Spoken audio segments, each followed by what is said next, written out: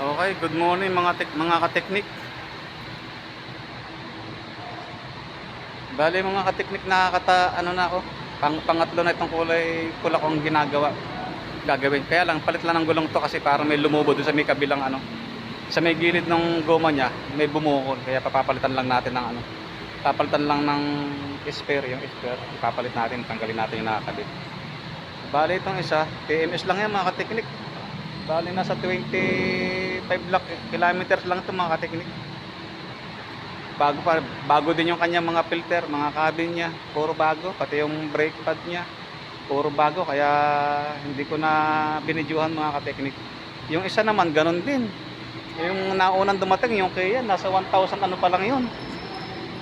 Nagpapalit lang talaga siya ng langis. Bagong-bago yung sasakyan mga kateknik, yung Kia. Kia Sorento ba yun? Tapos ito na mga kateknik to, kulay-pula ito, pangatlo na to. Ano lang yan? Magpapalit lang tayo ng gulong kasi bumukol yung gulong niya. Ito yung mga kateknik Nasaan ba yun? Ito, nakikita nyo, ayan, nakabukol yung gulong, yung ano niya, goma niya. Pero bago pa ito mga kateknik, bago pa yan, 2023 yung goma niya.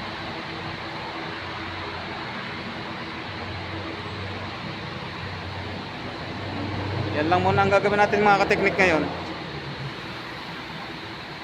Itong kulay itim, tapos na yan. Baka kumain lang yung may-ari, kaya hindi pa kinukuha.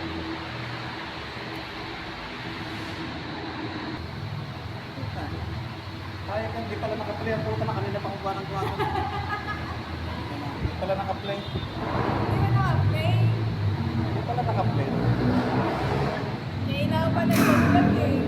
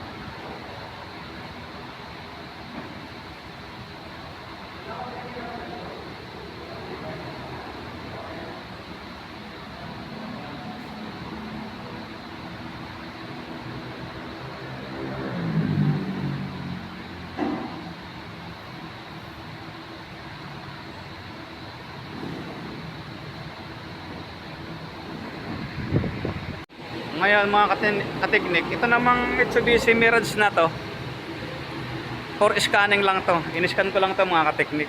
Bali ang lumabas sa kanya ay speed sensor doon sa may kanan at saka doon sa oxygen sensor. Pag hindi madumi o kaya nabaha lang yan, kaya nagmal pa, kaya nag-check engine. Nabura ko yung yung sa may oxygen sensor niya, pero yung sa may likod, yung speed sensor, hindi ko na tiningnan kasi lang natin, scan lang natin mga kateknik. Hindi natin alam kung mayroon siyang ngat-ngat o ano. Pag sinabing i-check natin, saka natin check, saka natin titingnan. Okay, hanggang doon na lang mga kateknik.